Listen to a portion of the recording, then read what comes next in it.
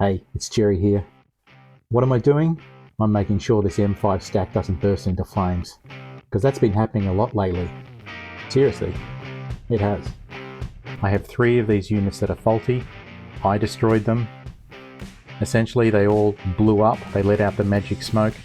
The screens on them got very hot to touch, and eventually they just stopped working. In this video, I'm going to be diagnosing what the problem is. We'll look up the schematic of the circuit. We'll figure out what the component is that's faulty. We'll order it, and obviously we'll repair it. There will be quick links down in the description if you want to jump to any of the major sections of this video. If you've got an M5 stack that has a similar problem, you should be interested in this video. Otherwise, if you just like watching videos where someone repairs something, then this will appeal to you. If you like what I'm doing, please consider subscribing to my channel, giving me a thumbs up. Let's get on with it. So if you haven't come across M5Stacks before, these are fantastic little units. They're essentially an ESP32 microprocessor inside one of these units with a touchscreen LCD screen. The great thing about it is that the M5 people basically make them stackable units to use with them. So for instance, this one here is a servo controller, and you can put that underneath, and so that attaches there. And this one is an Ethernet controller, and that can stack as well. And so you can just keep adding these modules. The M5 company makes loads of these modules. Basically anything that you could possibly think of, they make a module that you can stack onto these things. So instead of getting an ESP32 and attaching a whole bunch of wires and soldering bits and pieces together, you just use these neat little blocks. I use a lot of these in my work, and apart from the convenience, one of the best features about it is that they look nice. So if I create a prototype device and I need to show it to somebody, I can bring them a nice neat little unit instead of a Frankenstein construction of wires and microprocessors and all the other bits and pieces. If you have an interest in microprocessors, perhaps you may not have gotten into it. Maybe you've heard of Arduinos, ESP32s and things like that. I definitely recommend that you check out these units. Now in the video, I'm going to be repairing some M5 stacks that I've blown up. I use a lot of these things, so it's only a small portion of the ones that I use, and I don't blame M5 for the fault. I think it's definitely something to do with the way that I have powered these devices. This is the setup that I was using when all of these devices stopped working. So it's the M5 stack, and I've got them stacked with an Ethernet stack at the bottom, followed by a servo. I think this is a 16-port servo controller, and with the M5 unit on top. I do not have a battery connected to it. And the power to the servo goes into here, and also I've got a separate power source going into the LAN there. Now I suspect what caused this fault was I've got 2 power connectors coming in, one to the servo connector, 12 volts, and another 12 volts going into the LAN. And then I plugged in a USB-C connector into the M5 unit itself. And a combination of having all 3 powered devices connected into there caused some sort of short in the board. And now this display, although it works, it heats up really hot, and eventually it's going to burn out. Right, let's pull this apart. So there are 2 screws on the inside that need to be removed with an Allen key. Sorry, I can't tell you what size Allen key this is. It's just a random one that I had lying around. 2 screws. So next we need to remove, where's my gear? So we need to remove the speaker, or at least dislodge the speaker, I think. This is a speaker here. You just want to pull it up very gently because it does have some wires connected. So we're just loosening this. There's some wires underneath. Okay. And then we need to remove the screen.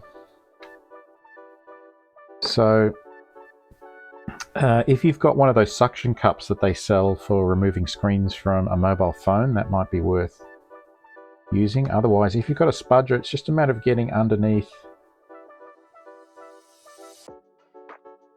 the edge and working your way around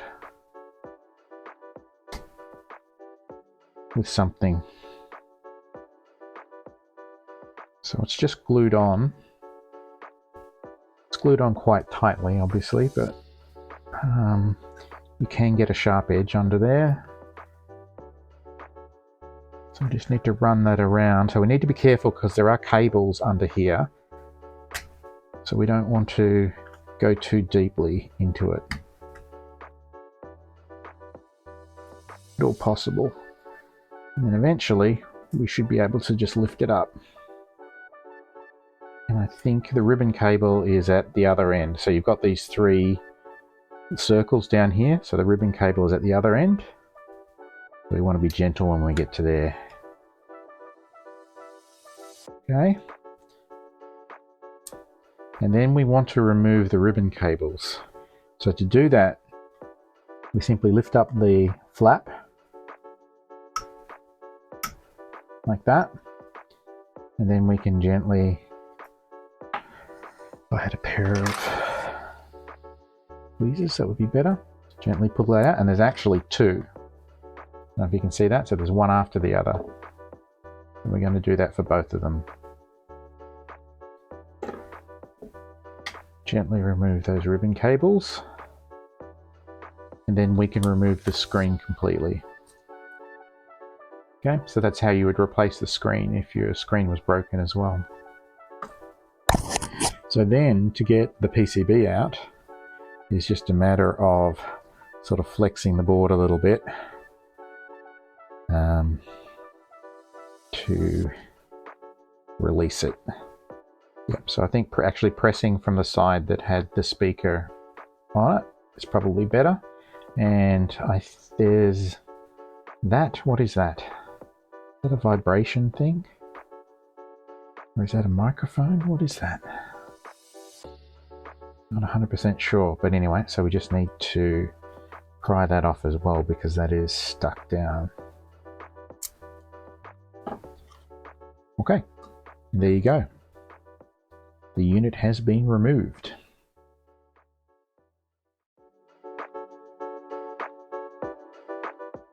So this is the first device. I'm just going to quickly look around to see if there's anything obvious. And right away, I can see this. Just here, that is a chip that is burnt out. Interesting. Does it have any markings I can see? I can't see what they are. Okay, so let me try the second one and see whether or not anything similar. Where was it? It was over here. Yeah, and that looks like there is also a scorch mark there. It's a bit hard to see. Yeah, it's definitely... And there is a number on it, if I can get to it. Which way? I might see if I can get the microscope down there and take a picture, maybe. Hang on. Okay, so VTDOB, that's what it looks like. You can see there's a little dot in the middle of it. Where? There's a little dot there, which is the burn mark. So we need to identify what that is.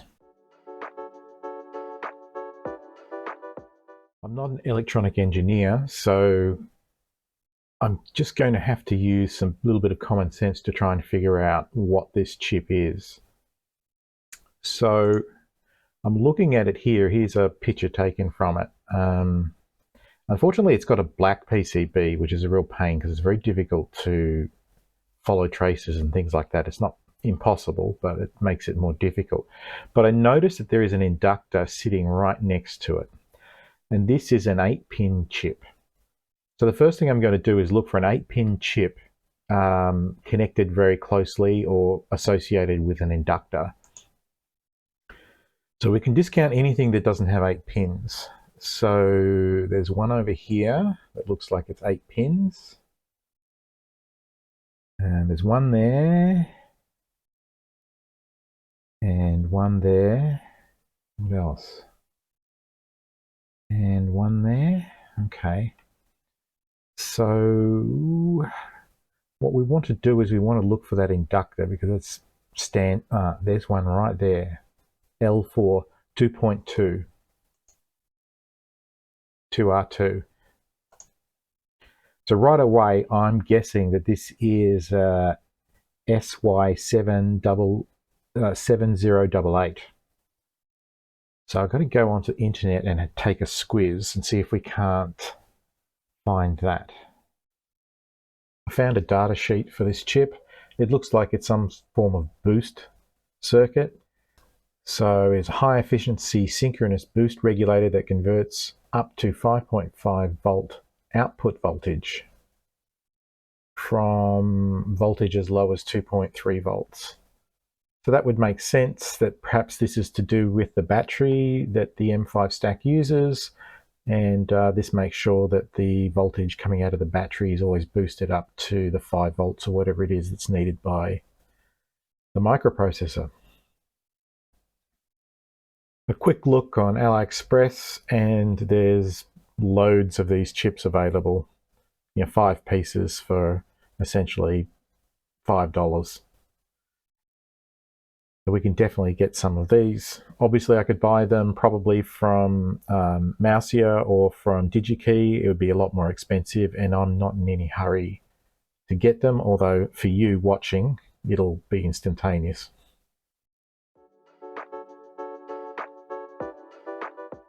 All right, time to try and solder this. So the big problem here is this is the IC that we have to remove, and here are all plastic connectors. So I'm just going to put this aluminium foil tape to protect the plastic parts. This works really well. Just provides a bit of a heat shield. Those plastic parts, since we're going to be desoldering quite close to them. The closer we can get it to sitting flush onto the board, the more protection it's going to provide. If there are any gaps at the bottom, then obviously the hot air can get underneath. So I just want to tuck that in. Nice. So I've got the hot air gun. It's got the 5mm nozzle on it. The temperature is set to 333 degrees and the airflow is set to 3.5. So this is a very cheap soldering station, so I have no actual idea what it's outputting, but after some tests, this seems to be adequate for this task. Actually, I might swap to the microscope for this.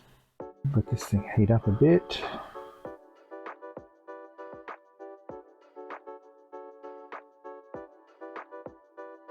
Alright, maybe we'll increase the temperature a little bit. It's now 350.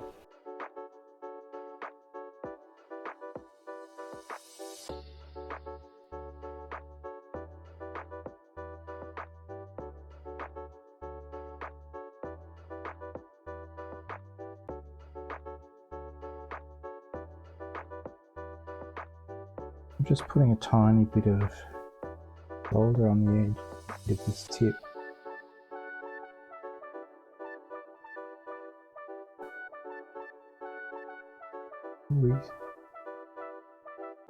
Make sure that there's enough solder.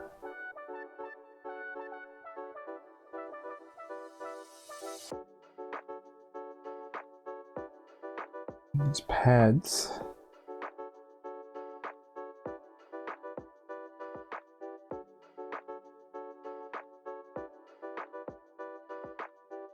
Okay, so here we go.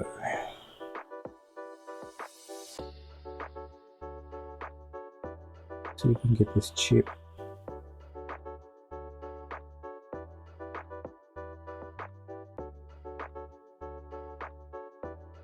Sort of in place.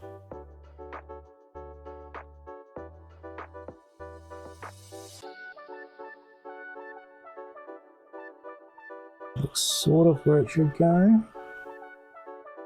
I'm just hoping that if I heat it up enough, it will just pull itself into place.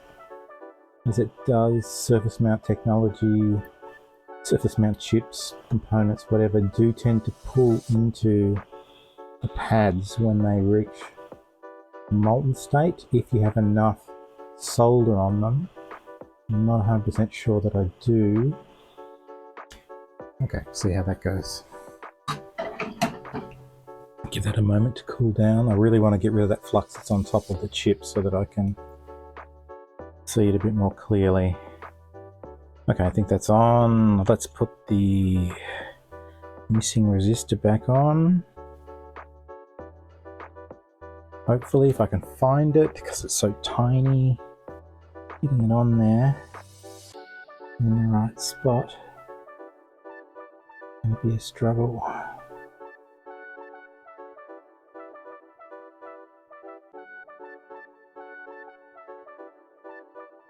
Alright, let's just get a bit of heat onto it, see if we can't manipulate it around. And hopefully it will just jump into place. We can hope, right? We can just hope that it will just pull itself into spot.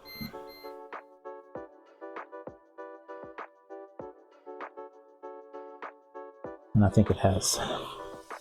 This chip is a lot harder to get on and off than some other chips because it has that sort of heat sink on the back of it, which really makes it much more difficult.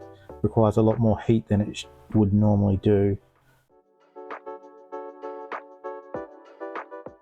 Alright, let's just reattach the screen, turn it on, see if it works. A little bit tricky to get these ribbon cables in.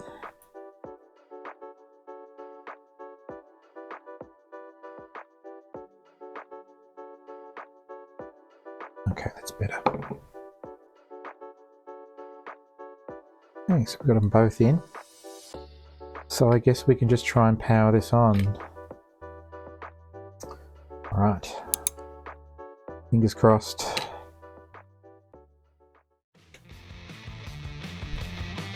Yes! Yes! Yes! Yes! Touchscreen works, everything's working. Ah, fantastic. Oh, I'm so relieved. Okay, so I think we'll leave the video there. I have repaired 2 of these units. The 3rd unit I've attempted to repair. I haven't got it working quite yet, but it's displaying a different fault. So that might be a video for another time. If you like what I'm doing, please think about subscribing to my channel, giving me a thumbs up, leaving a comment, all that good stuff. And I'll catch you in the next one. Ciao.